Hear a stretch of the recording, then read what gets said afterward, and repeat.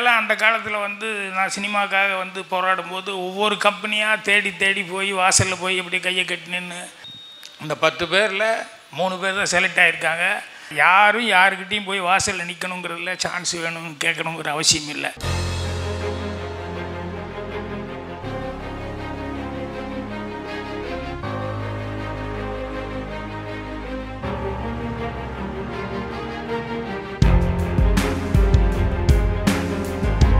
(2022) குறும்பட விருதுகள் வழங்க இவரே பொருத்தமான ஆசான் என்றால் மிகையாகாது. தமிழ் திரைப்பட உலகில் திரைக்கதையின் தந்தை என அனைவராலும் போற்றப்பட்டவர். இயக்குனர், நடிகர், எழுத்தாளர், தயாரிப்பாளர் என பல முகங்களை கொண்டவர் திரு கே. பாக்யராஜ் அவர்கள். இவர் தனது திரையுலக பயணத்தை ராமகிருஷ்ணன் மற்றும் பாரதி ராஜா போன்ற இமயங்களிடம் உதவி இயக்குனராக தொடங்கினார். இவர் ஆரம்பத்தில் சில படங்களில் சிறு சிறு வேடங்களில் நடித்தார். எழுத்தாளராக தனது அடியினை வைக்க ஆரம்பித்தார்.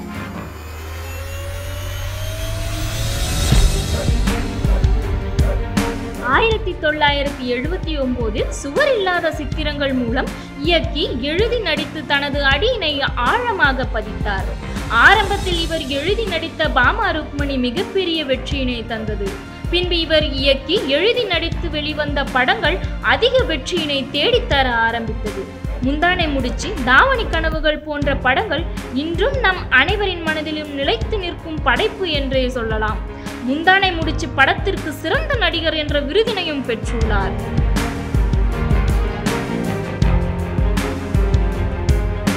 இவர் தாவணி கனவுகள் போன்ற பல படங்களை தயாரித்துள்ளார். 80 படங்களுக்கு மேல் பணியாற்றியுள்ளார். 25 படங்களுக்கு மேல் இயக்கி உள்ளார். தமிழ் மட்டும் அல்லாது மற்ற மொழிகளிலும் படங்களை இயக்கி இருக்கிறார்.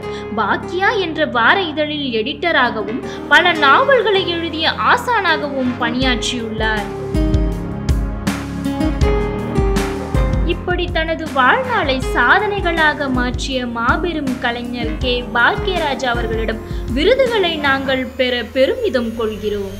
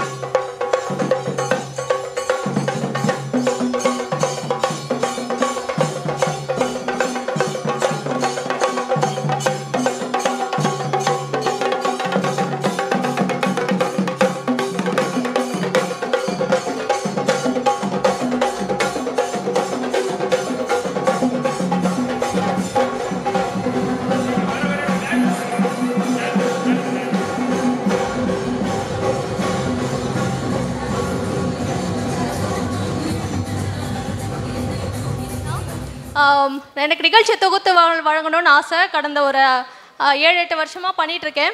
ஸோ ப்ரெக்னென்ட் அப்படின்னு ஒன்று யாருமே வந்து பெருசாக மேடையில் ஏற்ற விருப்பப்பட மாட்டாங்க. பட் அவர் உங்களுக்கு அதான ஆசை, இந்த சமயத்தில் ஆசையை நிறைவேற்றணும், நீங்கள் வாங்க ஹோஸ்ட் பண்ணுங்க அப்படின்ட்டு எனக்கு இந்த வாய்ப்பை கொடுத்துருக்காரு. ஸோ ரொம்ப நன்றி சுகனுக்கு.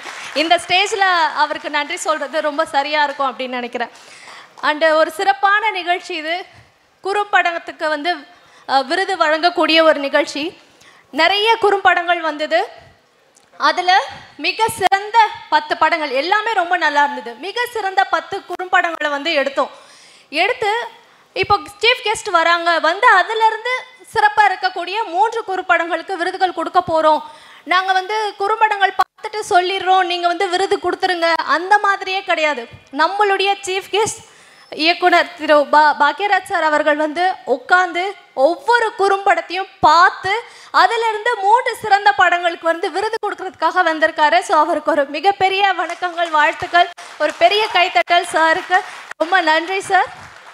ஸோ இந்த விருது வழங்கக்கூடிய விழாவிற்கு வருகை தந்திருக்கக்கூடிய எங்களுடைய சிறப்பு விருந்தினர்கள், அப்புறம் எங்களுடைய கண்டஸ்டன்ட், அவங்கள என்கரேஜ் பண்ணுறதுக்காக வந்திருக்கக்கூடிய அவங்களுடைய நண்பர்கள், அவங்களுடைய ஃபேமிலி எல்லாருமே வருக வருக என வரவேற்கிறோம். ஸோ இந்த விழாவிற்கு பெருமை சேர்க்கறதுக்கோ சிறப்பு சேர்க்கறதுக்கோ நிறைய சீஃப் கெஸ்ட் வந்திருக்காங்க. ஸோ எல்லாருக்கும் எங்களுடைய மனமார்ந்த நன்றிகள். ஸோ நம்மளுடைய சீஃப் கெஸ்ட் ஒவ்வொருத்தரையுமே ஸ்டேஜுக்கு கூப்பிட்டுலான்னு நினைக்கிறேன்.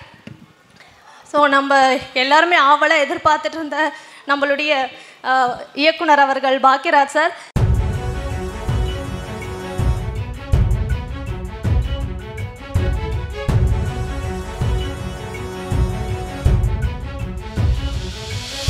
சார் வந்து ஆக்சுவலி புகழ்றதுக்கு நிறைய விஷயங்கள் இருக்குங்க, நிறைய இருக்குது பேசலாம். நான் ஏன் ராசுக்குட்டின்னு எடுத்தேன்னா, ஒரு 4-5 நாளுக்கு முன்னாடி வந்து பயங்கரமாக ஒரு வீடியோ வைரல் ஆச்சு. சாருடைய ராசுக்குட்டி அந்த அகத்தியர் அந்த படத்துக்கு போவார், அதை படிப்பார், அதை ரீக்ரியேட் பண்ணி சார் வந்து அவருடைய யூடியூப்பில் வெளியிட்டு இருந்தார். ஸோ பயங்கரமாக போச்சு. இப்போ நம்மளுடைய மரியாதைக்குரிய ராசுக்குட்டியாக இருக்கார். Welcome sir. ஸோ அவரை தொடர்ந்து சின்னத்திரை இயக்குனர் சங்க தலைவர் திரு தளபதி அவர்களை மேடைக்கு வருமாறு அன்போடு அழைக்கிறோம்.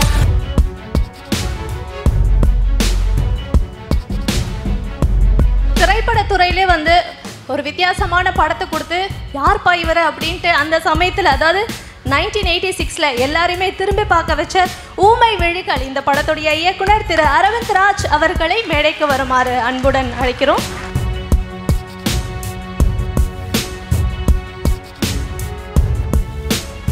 ஸோ ஒரு படத்தில் டயலாக்ஸ்லாம் பயங்கரமாக ரீச் ஆகுது அப்படின்னா கண்டிப்பாக வசனகர்த்தாவுக்கு மிகப்பெரிய பங்கு இருக்குது. ஸோ அப்படி சிறந்த வசனங்களை நமக்காக கொடுத்திருக்கக்கூடிய திரைப்பட வசனகர்த்தா திரு கென்னடி அவர்களை மேடைக்கு வருமாறு அன்புடன் அழைக்கிறோம். அடுத்ததான் மேடைக்கு வரப்போறவர் வந்து நிறைய படங்களில் பார்த்துருப்போங்க. இவர் நடிகர் மட்டும் இல்லை, சிறந்த மனிதரும் கூட.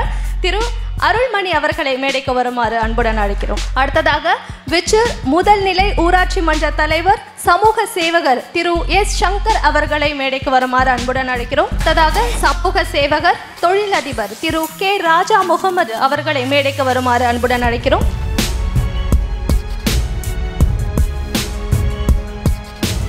ரத்னா ஸ்டோர்ஸ் மேனேஜிங் டைரக்டர் திரு ஆனந்த் ராஜ் அவர்களை மேடைக்கு வருமாறு அன்புடன் அழைக்கிறோம். அடுத்ததாக SS மீடியா நிறுவனர் திரு செல்வம் அவர்களை மேடைக்கு வருமாறு அன்புடன் அழைக்கிறோம்.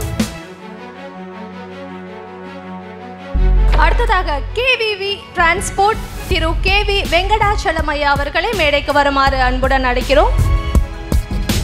மிக சிறந்த நடிகர் திரு சம்பத் ராம் அவர்களை மேடைக்கு வருமாறு அன்புடன் அழைக்கிறோம். அடுத்ததாக ஒரு அழகான நடிகர் திரு விஜய் ஆனந்த் அவர்களை மேடைக்கு வருமாறு அன்புடன் அழைக்கிறோம்.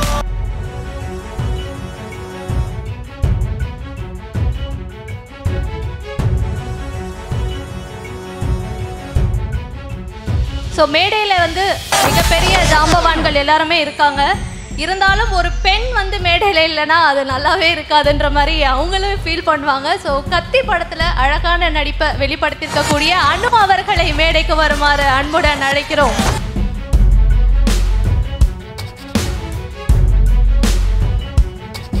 அடுத்த மேடைக்கு வரப்போறவரை நம்ம நிறைய படங்களில் சீரியல்ஸ் எல்லாம் பார்த்துருக்கோம். நெகட்டிவான ரோலில் அவர் பண்ணியிருப்பார். ஆனால் உண்மையிலே ஒரு தங்கமான மனிதர் தான் அவர்.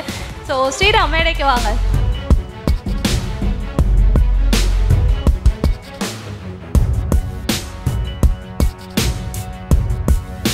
ஸோ சிறப்பு விருந்தினர் எல்லாருக்கும் மீண்டும் ஒரு முறை எங்களுடைய மனமார்ந்த நன்றிகள். மேடையில் இருக்கிறவங்க மட்டும் இல்லாமல் இங்கே நிறைய சிறப்பு விருந்தினர்கள் அமர்ந்திருக்கீங்க, உங்களுக்கும் எங்களுடைய மனமார்ந்த நன்றிகள்.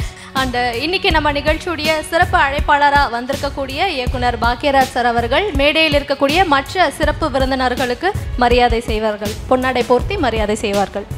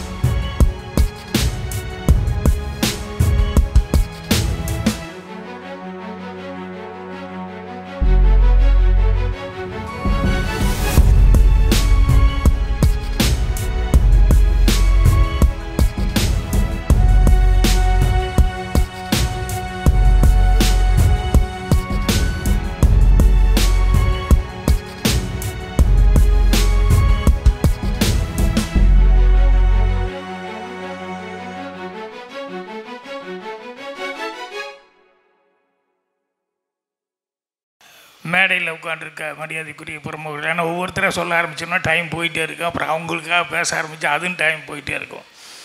அவங்க எல்லாத்துக்கும் என்னுடைய பணிவான வணக்கம். அதே மாதிரி முன்னால் உட்காந்துருக்க பிரமுகர்கள் அவங்களுக்கு என்னுடைய பணிவான வணக்கம்.